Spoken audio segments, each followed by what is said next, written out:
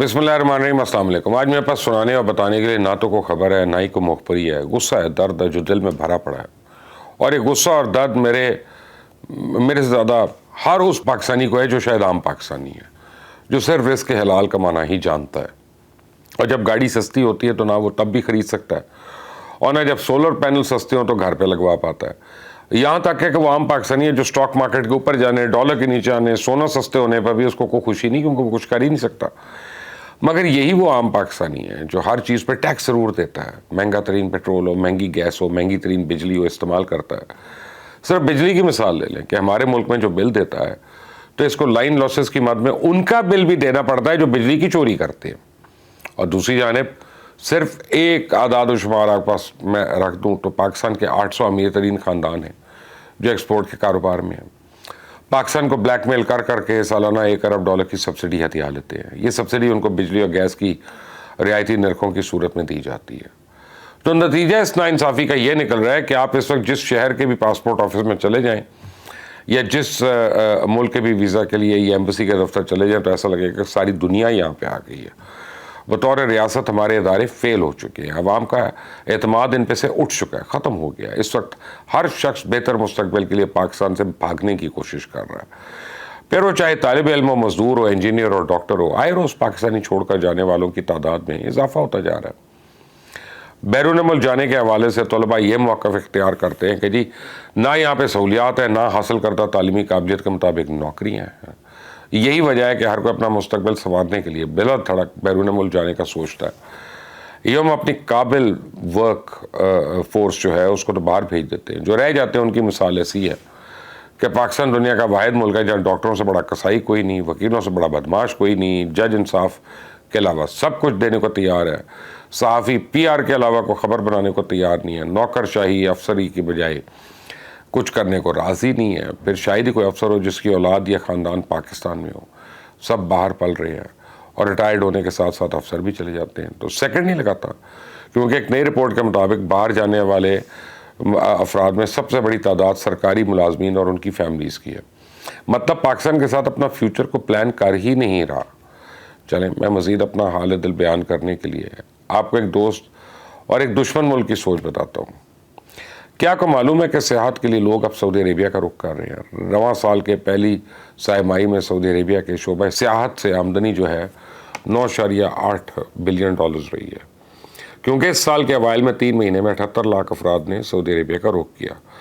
بہرحال سعودی عربیہ کا پلان ہے کہ وہ سیاحتی حکمت عملی میں 2030 تک 10 کروڑ سیاحوں کو راغب کرنے اور 10 لاکھ ملازمتیں پیدا کرنے میں کامیاب ہو جائے گا۔ اور دوسری جانب پاکستان میں غریب یا عام بندے کے پاس ملازمت تو دور کی بات، اب تو بل دینے کے، پیٹرول ڈلوانے کے پیسے نہیں رہے ہیں۔ کاش ہم سعودی عربیہ سے کچھ سیکھ لیں، مگر سیکھتے نہیں ہیں۔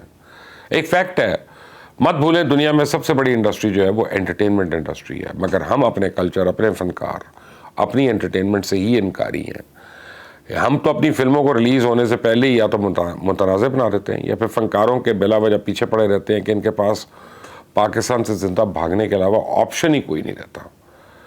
دوسری جانب سعودی عربیہ جو بالی ووڈ کیا، ہالی ووڈ کیا، بڑے بڑے کانسرٹس کیا اپنے ملک سب کے لیے کھول کے رکھ چکا ہے۔ شاہ رخ خان ہو، سلمان خان ہو، ٹام کروز ہو، ان کی فلموں کی شوٹنگز اب سعودی عربیہ میں ہو رہی ہیں۔ اس کا فائدہ یہ ہو رہا ہے کہ دنیا کی سیاحت کا رخ اب ان کی طرف مڑنا شروع ہو گیا۔ کیا کیا حقائق میں آپ کے سامنے رکھوں اور کیا نہ رکھوں؟ صرف بالی ووڈ کی بات کروں تو لاکھوں لوگوں کے روزگار صرف اس انڈسٹری سے منسلک ہے۔ اربوں خربوں ڈالرز ان کی معیشت میں علیحدہ شامل ہو رہے ہیں۔ شاہ رخ خان، سلمان خان سمیت چھوٹے اداکاروں کی فلموں کا ٹرن آؤٹ جو ہے پہلے 3 دن میں 100 کروڑ ہونا کوئی معمولی سی بات ہو گیا، اور ایک ہم میں کہ پورے سال میں تمام فلموں کا بجٹ ملا کر بھی دیکھیں تو وہ 100 کروڑ نہیں بن سکتا۔ تو فلموں کا بزنس کرنا تو دور کی بات ہے۔ سوال یہ ہے کہ ہم سے غلطی کہاں پہ ہوئی ہے، کہاں پہ بھٹک گئے ہیں؟ آزادی کے بعد پاکستان اور بھارت دونوں کی فلم انڈسٹری اکٹھی پروان چڑھی۔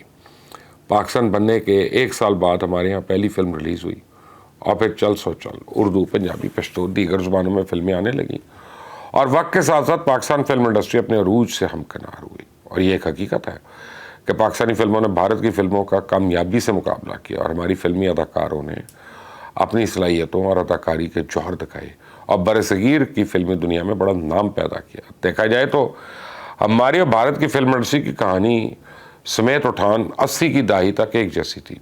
इसके बाद से हमारे मुआशरे में एक शिद्दत पसंदी की सोच परवान चढ़ी जो आज तक किसी न किसी शक्ल में मौजूद है। याद करवा दूं आपको, भारतीय मईशत 80-90 की दहाई में उसने उठान शुरू की थी और आज भारत एक बड़ी मुआशी ताकत है जिसमें बॉलीवुड और यानी बॉलीवुड के जो सुपरस्टार्स हैं, चाहे शाहरुख खान और सलमान खान, उनका बड़ा अहम किरदार है। दूसरी जानिब हमने सुल्तान राई को कत्ल करके, जबकि शबनम और रूना लैला जैसी टैलेंटेड फनकारों को मुल्क छोड़ने और मुआशरे में फनकारों को सिर्फ मिरासी कहना, कंजर कहना या कमतर बनाकर पेश करने के अलावा हमने कुछ नहीं किया। यहाँ तक कि सिनेमा घर और स्टूडियोज़ जो हैं, शाहनूर जैसे स्टूडियो जो हैं, फिल्मी स्टूडियो हमारे जो हैं, वो वीरानों ने डेरे डाले में। कुछ सिनेमा तो थिएटर्स में कन्वर्ट हो गए हैं, कुछ सुपर स्टोरों के काम आए हैं, बाद सिनेमा घर गिरा कर वहाँ फ्लैट और दुकानें बना दी गई हैं। अब एक ऐसा वक्त आया कि पाकिस्तानी फिल्म का नामो निशान मिट गया। इसके बावजूद हमें मानना चाहिए हमारे फनकार भी दुनिया भर में अपना लोहा मनवा चुके हैं, खा वो अदीब हों, शायर हों, फिल्म साज हों, गुलकार हों, अदाकार हों, पेंटर्स हों। यकीन माने जितना टर्की के ड्रामे भारत और ईरान की फिल्मों ने इनका सॉफ्ट इमेज दुनिया में फैलाया है ना, उतना अरबों खरबों डॉलर्स लेने वाली को मिनिस्ट्री भी उनका आज तक नहीं कर पाई। नाउमीदी से तो नफरत होनी चाहिए, मायूसी फैलाने से मुझे बिल्कुल अच्छा नहीं लगता। पर अब जब मैं अपने मुल्क के हालात देखता हूँ तो दिल करता है आदमी सबको छोड़ के चला जाए यहाँ से और किसी दूसरे मुल्क में गुमनामी की ज़िंदगी गुजार दे। क्या करे, बस ये कमबख्त दिल के हाथों इंसान मजबूर हो गए, फिर एक उम्मीद लगा लेता है कि कभी तो शायद हमारे हालात बदलेंगे, कभी तो हम कशकोल तोड़ देंगे, कभी तो हम तरक्की करी जाएंगे। तो मैं आपको इतना बता दूं कि पहले पाकिस्तानियों का मांग तांग के काम तो चल जाता था, लेकिन अब ऐसे नहीं चलेगा। अब ये तमाम अय्याशियाँ बंद करनी होंगी। अरब और खरबपतियों की जायदादों पर टैक्स लगाना पड़ेगा, हर किस्म के क्लब्स को दी जाने वाली रियायत ख़त्म करनी पड़ेगी, अमीर तरीन अफराद को एक्सपोर्ट के नाम पे दी जाने वाली सब्सिडीज़ ख़त्म करनी होंगी और ये तमाम पैसे इकट्ठे करके सेहत, तालीम और दीगर बुनियादी सहूलियात पे खर्च करने होंगे। ये कोई अनोखे और नाकाबिल अमल काम नहीं है। दुनिया के कई ममालिक हैं जिन्होंने ये काम किया और आज भी कर रहे हैं। मसला सिर्फ सियासी इरादे का है। आज हम छोटे से छोटा फैसला करने से पहले भी खौफजदा होकर सोचते हैं कि पता नहीं इसका सियासी रद्द अमल क्या होगा। इसी खौफ के ज़ेर असर को काम ही नहीं हो सकता। हमारी क़यादत को इस खौफ से जान छुड़ानी होगी। उम्मीद की किरण और एक अच्छी बात यह है कि इस बार सियासतदान और जर्नल्स मिलकर जोर लगा रहे हैं, शायद वो कामयाब हो जाए। लेकिन आप फर्ज करें कि जैसे मैं कहता हूँ कि ये प्रॉपर्टी लीक्स आया दुबई का, तो ये सियासतदान और जर्नल मिलकर इन लोगों के खिलाफ ही एक्शन ले लें जिन्होंने पैसा मनी लॉन्डर किया यहाँ से। हर एक के पास तो आपको पता है कि सोर्स नहीं है कि बताए आपको कुछ बैंक के ज़रिए पैसे भेजे। तो अगर यहीं से शुरू हो जाती है तो मैं मान लूँगा कि शायद तब्दीली आने वाली है। लेकिन हमें बताया जाता है कि हमारे पास फॉरेन एक्सचेंज नहीं है, रिजर्व कम है, पिछली हुकूमत खा गई। और आप किसी सुपर स्टोर में चले जाएं, आपके 60% शैम्पू इम्पोर्टेड है, साबुन इम्पोर्टेड है, आपके जो है खाने की अशिया इम्पोर्टेड है, आपको सॉसेज इम्पोर्टेड हैं, आपके पता नहीं कौन कौन सी इंग्रेडिएंट्स हैं वो आपके इम्पोर्टेड हैं। यार ये जैम के बगैर हम जिंदा नहीं रहेंगे। बाहर का अगर जैम नहीं होगा तो क्या हम बाहर के जूसेस और ड्रिंक्स के बगैर ज़िंदा नहीं रह सकते। ये चीज़ें ज़रूर आपने इंपोर्ट करनी है, अपने डॉलर आपने इन चीज़ों पे ज़रूर लगाने हैं। आप सिर्फ पिछले 30 साल में ऑटो इंडस्ट्री का काम देख लें कि किस तरह से इस मुल्क को चूना लगाते रहे हैं और यहाँ से निकाल कर सारे डॉलर बाहर लेके जाते रहे हैं।